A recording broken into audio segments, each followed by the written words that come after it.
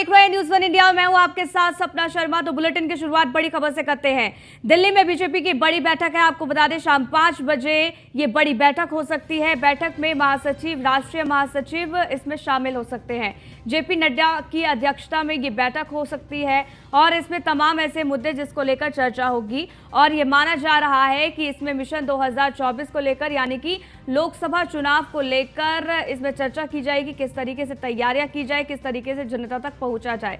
तो बड़ी जानकारी आपको बता दें, दिल्ली में बीजेपी की ये बड़ी बैठक है। शाम 5 बजे ये बड़ी बैठक हो सकती है। ये जानकारी निकलकर सामने आ रही है। इसी के साथ बैठक में महासचिव, राष्ट्रीय महासचिव शामिल हो सकते हैं, ये भी जानकारी है। जेपी नड्डा की अध्यक्षता में ये बैठक हो सकती है।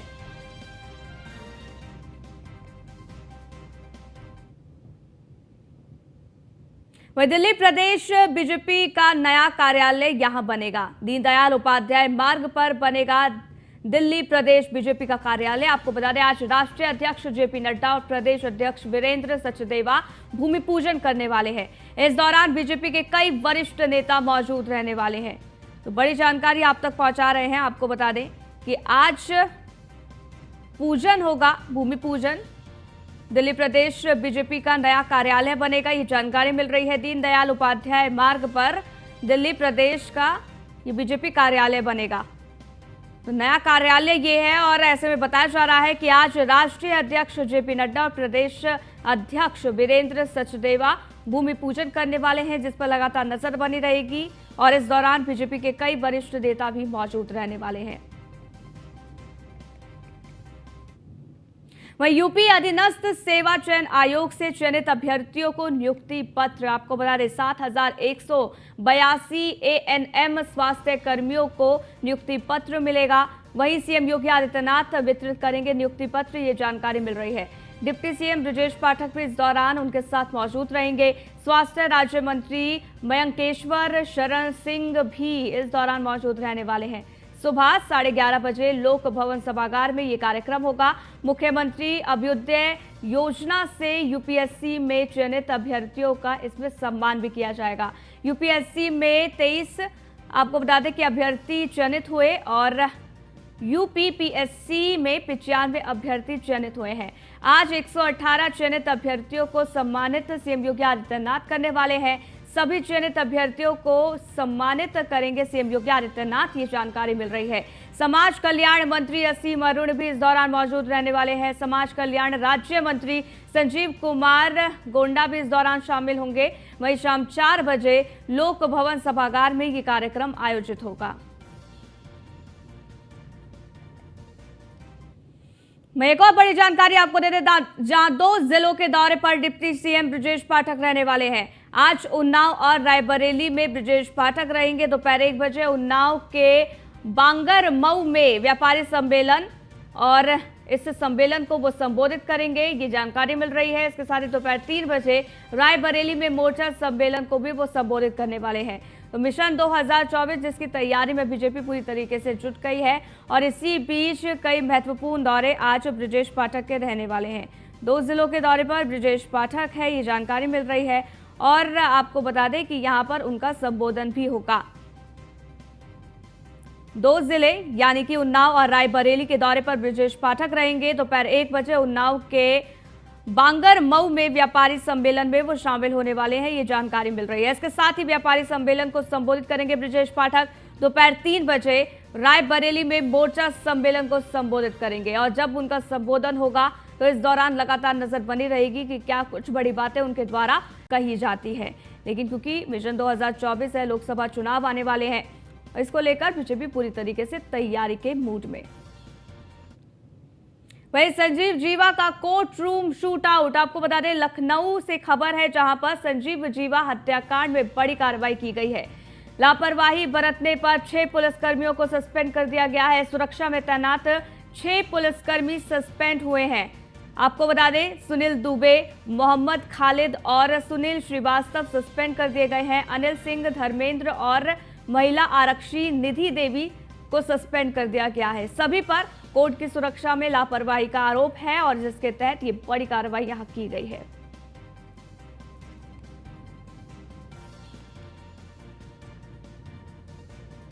तो संजीव जीवा का हत्याकांड का पूरा मामला, और आपको बता दें कि इस पूरे मामले पर जांच की जा रही है और इसी के तहत 6 पुलिसकर्मियों को यहां सस्पेंड कर दिया गया है। सुनील दुबे, मोहम्मद खालिद और सुनील श्रीवास्तव सस्पेंड कर दिए गए हैं। वहीं अनिल सिंह, धर्मेंद्र और महिला आरक्षी निधि देवी को सस्पेंड कर दिया गया। जुडिशियल कस्टडी में संजीव जीवा की हत्या का आरोपी विजय यादव, सीजेएम ने अस्पताल में जाकर विजय को जुडिशियल कस्टडी में भेजने को कह दिया है। आपको बता दें कि आरोपी विजय यादव को 14 दिन की जुडिशियल कस्टडी में भेजने का आदेश दे दिया है। खराब सेहत के चलते अस्पताल में ही पुलिस की निगरानी में ये रहेगा।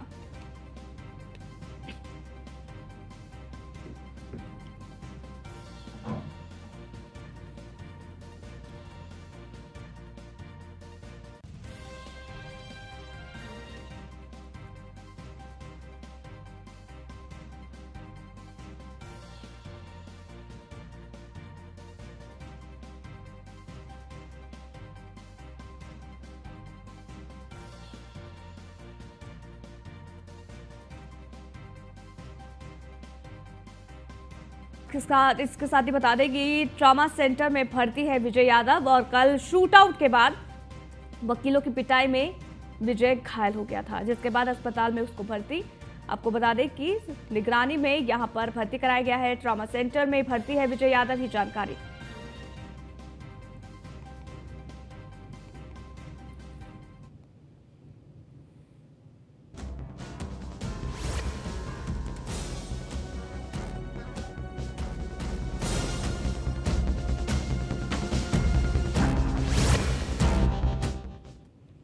तो 23 जून को 24 की लड़ाई के लिए विपक्ष बिहार की राजधानी पटना में बड़ी मीटिंग कर रहा है। नीतीश कुमार के बुलावे पर इस मीटिंग में बीजेपी विरोध के नाम पर तमाम सियासी दल इकट्ठा तो हो रहे हैं, लेकिन मंच पर मिले हाथ क्या वास्तव में लंबी दूरी तक साथ निभा पाएंगे? तमाम सियासी दलों में आपस में ही सुर सध नहीं रहे। ऐसे में इस बैठक के जरिए बात कैसे बनेगी, ये देखने वाली बात होगी। अब ये रिपोर्ट देखिए।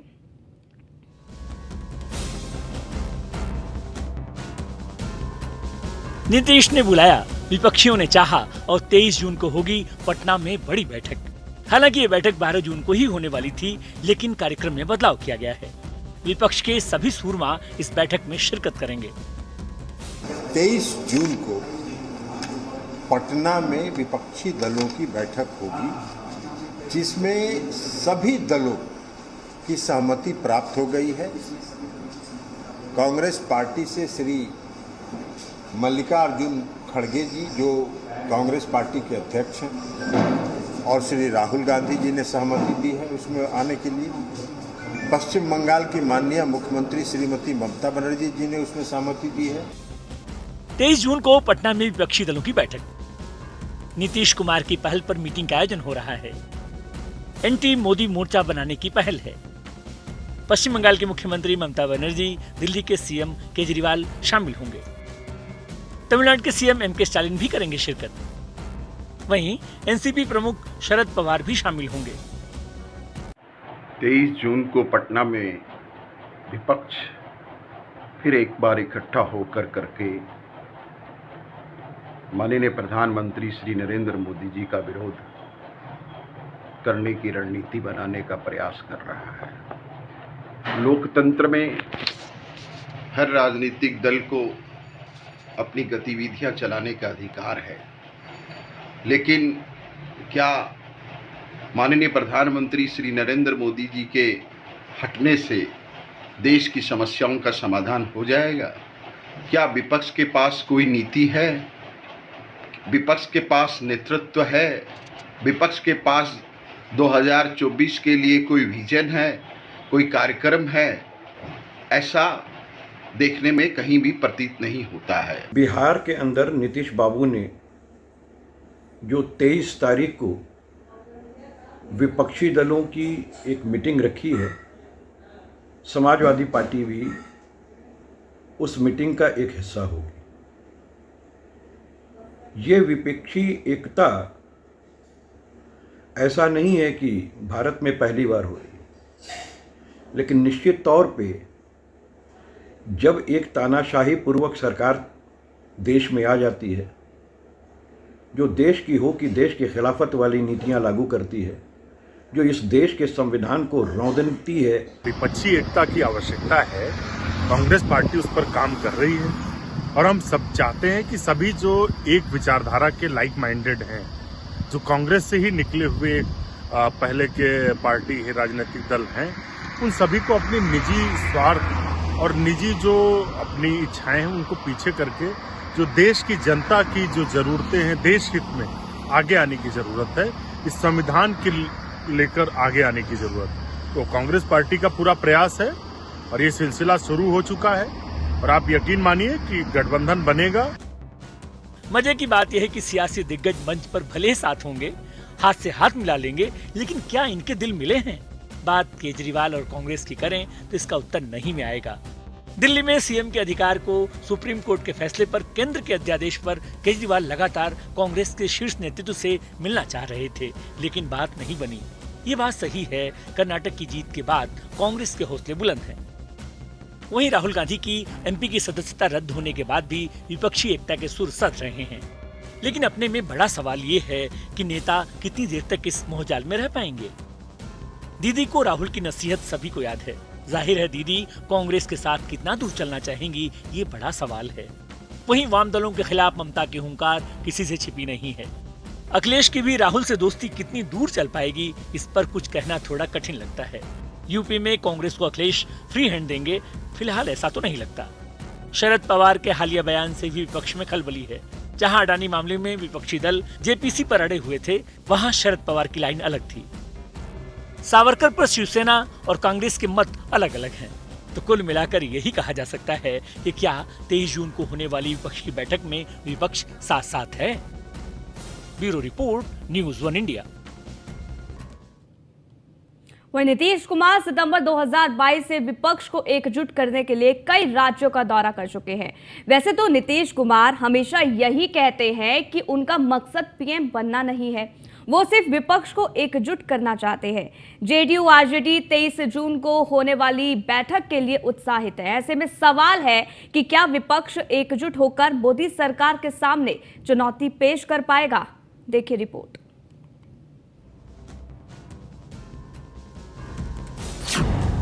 दो 2024 का मंथन, मोदी की बढ़ेगी टेंशन, विपक्ष का सियासी ताना बाना, बीजेपी है निशाना, बैठकों का दौर जारी, कौन पड़ेगा किस पर भारी।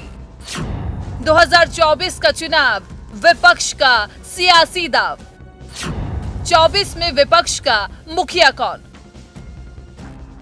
2024 के लोकसभा चुनाव भले ही अभी 1 साल दूर हों, लेकिन बीजेपी को पटखनी देने के लिए विपक्ष ने सियासी ताना बाना बुनना शुरू कर दिया है।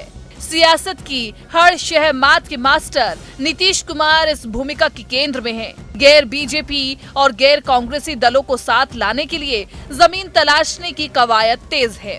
विपक्ष को एकजुट करने और रिझाने के लिए लगातार बैठकों का दौर जारी है। मोदी के खिलाफ विपक्ष को एक करना, 2024 के लिए विपक्ष का साथ लाना, गैर कांग्रेसी दलों के बीच समन्वय बनाना, कॉमन मिनिमम प्रोग्राम तय करना है। बिहार के नीतीश कुमार कई मौकों पर अपनी मंशा जाहिर कर चुके हैं। कांग्रेस समेत अन्य विपक्षी दलों को साथ लाने की पहल कर चुके हैं। बिहार में महागठबंधन की सरकार बनने के बाद नीतीश कुमार ने नई दिल्ली का दौरा किया था। इस दौरान उन्होंने सोनिया गांधी, राहुल गांधी, शरद पवार, डी राजा, सीताराम येचुरी, अखिलेश यादव और अरविंद केजरीवाल समेत विभिन्न दलों के नेताओं से मुलाकात की थी। तमिलनाडु के मुख्यमंत्री एम.के. स्टालिन ने एक सम्मेलन आयोजित किया। इस सम्मेलन में राजस्थान के सीएम अशोक गहलोत, झारखंड के सीएम हेमंत सोरेन, बिहार के डिप्टी सीएम तेजस्वी यादव, कांग्रेस के राष्ट्रीय अध्यक्ष मल्लिकार्जुन खड़गे मौजूद रहे। सभी ने विपक्षी एकता की वकालत की। वहीं पटना में जेडीयू के राष्ट्रीय अध्यक्ष ललन सिंह और डिप्टी सीएम तेजस्वी यादव ने प्रेस कॉन्फ्रेंस कर इसका ऐलान विपक्षी एकता के महागठबंधन की तारीख का ऐलान किया था। इस दौरान ललन सिंह ने कहा कि विपक्षी एकता की बैठक पटना में 23 जून को होगी, जिसमें राहुल गांधी और मल्लिकार्जुन खड़गे भी शामिल होंगे। बिहार ही मोर्चों का धुरी क्यों बन रहा है? पिछले 9 सालों में दिल्ली में गठबंधन की जितनी भी कवायद हुई है, सब फ्लॉप साबित हुई। सोनिया गांधी के आवास पर कई बार विपक्षी नेता मोदी सरकार के खिलाफ जुटे, लेकिन सभी बैठ के सिर्फ फोटोशूट बनकर रह गई। वही बात अगर बिहार की करें तो बिहार में विपक्षी गठबंधन बनाने के अब तक 2 कोशिशें हुई जो सफल रही।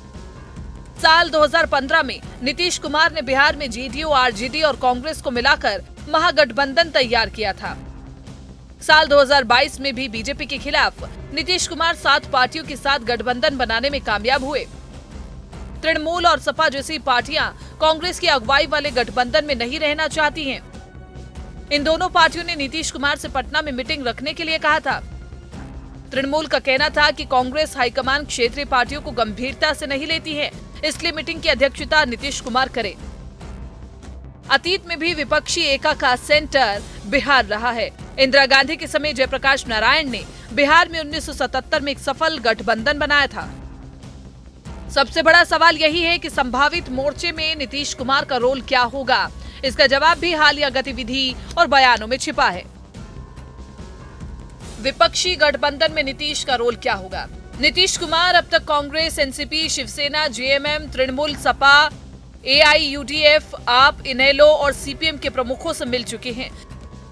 नीतीश सभी नेताओं का गठबंधन की रूपरेखा के बारे में बताकर उनसे इस पर सहमति लेते दिखे हैं। नेताओं से मुलाकात के बाद उनके साथ नीतीश कुमार प्रेस कॉन्फ्रेंस भी करते हुए नजर आए। यानी संभावित गठबंधन में ये नेता शामिल होते हैं तो नीतीश की बड़ी भूमिका मानी जाएगी। ऐसे में नीतीश कुमार को आगे की रणनीति तैयार करने के लिए संयोजक का पद मिल सकता है।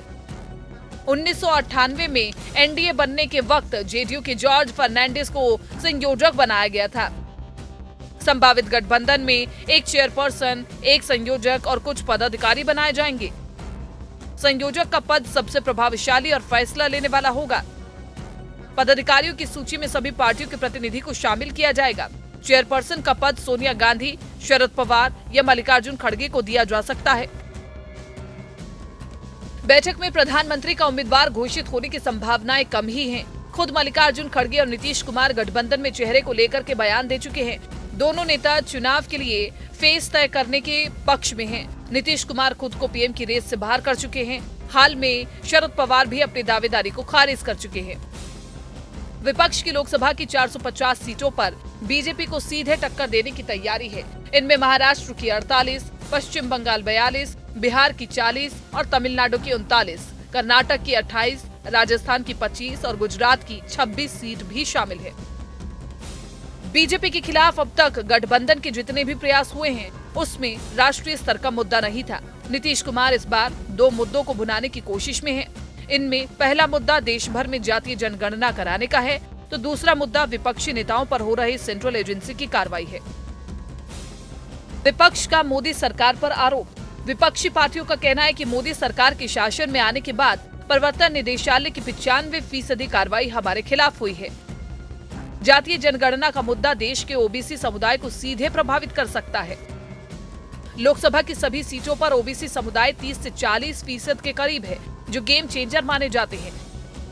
जातीय जनगणना को अगर 2024 में विपक्ष मुद्दा बनाने में सफल रहती है तो बीजेपी को ही काफी नुकसान हो सकता है। बीजेपी के खिलाफ बनने वाले गठबंधन का कॉमन मिनिमम प्रोग्राम भी तैयार करने की रणनीति है। दरअसल नीतीश कुमार जिन पार्टियों को गठबंधन में शामिल करने की रणनीति पर काम कर रहे हैं, 2019 में उन सभी पार्टियों का वोट परसेंट करीब 45% था। 2019 के चुनाव में 303 सीटें जीतने वाली बीजेपी का वोट परसेंट सिर्फ 37% था। ऐसे में अगर बीजेपी वर्सेस एकजुट विपक्ष में सीधा मुकाबला हुआ और विपक्ष के पक्ष में वोट ट्रांसफर हो गया तो बीजेपी की मुश्किलें बढ़ जाएंगी। Bureau report, news 1 India. वहीं 24 के चक्रव्यूह में लड़ाई यूं तो समाजवादी पार्टी और बीजेपी की सीधी मानी जा रही है, लेकिन इस लड़ाई को त्रिकोणीय बनाने में मायावती भी कोई कसर नहीं छोड़ना चाहती है। चुनावी हार झेल रही मायावती के लिए 2024 का लोकसभा चुनाव संजीवनी दे सकता है। लिहाजा मायावती ने इसके लिए कड़ी मोर्चाबंदी शुरू कर दी है। इसके लिए अब वो पार्टी के संस्थापक कांशीराम के फॉर्मूले पर दोबारा संगठन को खड़ा करने की तैयारी में है। अब सवाल उठता है कि क्या अपने राजनीतिक इतिहास के सबसे बुरे दौर से गुजर रही मायावती इस फॉर्मूले के सहारे 24 का चक्रव्यूह भेद पाएंगी? अब ये रिपोर्ट आप देखिए।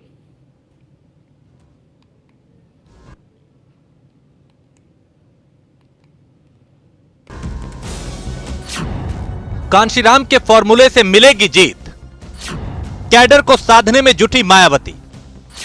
24 के चक्रव्यूह में आखिरी दाव, फिर मिशन मोड में बीएसपी। चुनाव दर चुनाव हार के बाद अब मायावती को कांशीराम याद आए हैं।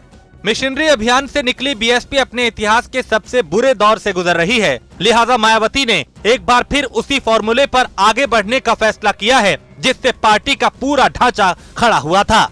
इसके लिए मायावती ने कमान खुद अपने हाथों में संभाली है। नई रणनीति के तहत मायावती खुद सभी 80 लोकसभा क्षेत्रों में दौरा करेंगी। वोट हमारा, राज तुम्हारा, नहीं चलेगा के नारों को फिर से चुनावी कैंपेन का हिस्सा बनाया जाएगा। ये नारा कांशीराम ने 4 दशक पहले दिया था। कांशीराम के राजनीतिक तरीके को मायावती भी फॉलो करेंगी। इसके लिए अगस्त से कैडर कैंप लगाए जा रहे हैं जिसमें मायावती खुद ही कार्यकर्ताओं और समाज के लोगों से रूबरू होंगी। साल 2007 में पूर्ण बहुमत की सरकार बनाने के बाद बीएसपी का ग्राफ लगातार नीचे गिरा है। 2019 के लोकसभा चुनाव को छोड़ दें तो यूपी में बीएसपी की सियासी जमीन काफी हद तक दरक चुकी है। 2019 में बीएसपी के 10 सांसद अगर जीत गए तो इसकी वजह समाजवादी पार्टी बसपा गठबंधन रहा। कभी पूर्ण बहुमत की सरकार बनाने वाली बीएसपी के हिस्से 2022 में सिर्फ एक विधानसभा सीट आई। वोटों का प्रतिशत भी खिसक कर 13% से नीचे आ गया। हालिया के निकाय चुनाव में मेयर की सीटों पर भी बीएसपी का वोट प्रतिशत 12 से नीचे रहा। बीएसपी की राजनीति के बारे में कोई परिभाषा नहीं दी जा सकती। कब कौन सा निर्णय लेंगी ये उत्तर प्रदेश की जनता और देश की जनता को भी नहीं पता चलता। जिस तरीके से मायावती जी ने 2022 का चुनाव लड़ा और बीजेपी के लिए एक आसान रास्ता बनाया, वो बात किसी से छिपी नहीं। मान्यवर कांशीराम जी, बाबा साहब भीमराव अंबेडकर जी की जो विचारधारा थी, उस विचारधारा को बीजेपी की चौखट पे रखा है। दलितों के, गरीबों के, किसानों के, पिछड़ों के, नौजवानों के अधिकारों की लड़ाई वो जाके बीजेपी की चौखट पे रखा है। 2024 के लिए अगर वो कोई रणनीति बनाती हैं और चुनाव लड़ने के लिए अपने राजनीतिक दल को मजबूत करना चाहती हैं तो उनको अग्रिम शुभकामनाएं। यानी मायावती के लिए अब यूपी में सियासी तौर पे कुछ खोने को बचा नहीं है। मायावती की सबसे बड़ी चिंता अपने बेस वोटर्स को सहेजने की है, क्योंकि ये वोट बैंक तेजी से खिसक कर बीजेपी की तरफ जा रहा है। लिहाजा बेस वोटर्स के लिए नई रणनीति तैयार की है, जिसके तहत पहले की तरह नियमित कैडर कैंप लगाए जाएंगे। इनमें पार्टी की विचारधारा और कायदे कानून की ट्रेनिंग दी जाएगी। बूथ स्तर तक कमेटियां गठित की जाएंगी। लोकसभा और विधानसभा स्तर पे बैठकें होंगी जिन पर खुद मायावती नजर रखेंगी।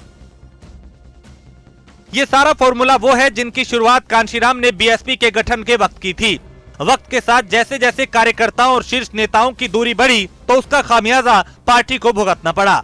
ऐसे दौर में जबकि बीएसपी का सियासी जनाधार कमजोर हुआ है और पार्टी में मायावती के अलावा कोई बड़ा चेहरा नहीं बचा, मायावती की कोशिश कांशीराम की रणनीति पर चलकर पार्टी को मजबूत बनाने की है।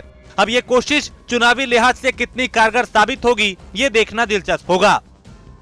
Bureau report, news 1 India. तो इस बुलेटिन में फिलहाल के लिए बस इतना ही। रुकेंगे एक छोटे से ब्रेक के लिए। देखते रहिए न्यूज़ 1 इंडिया।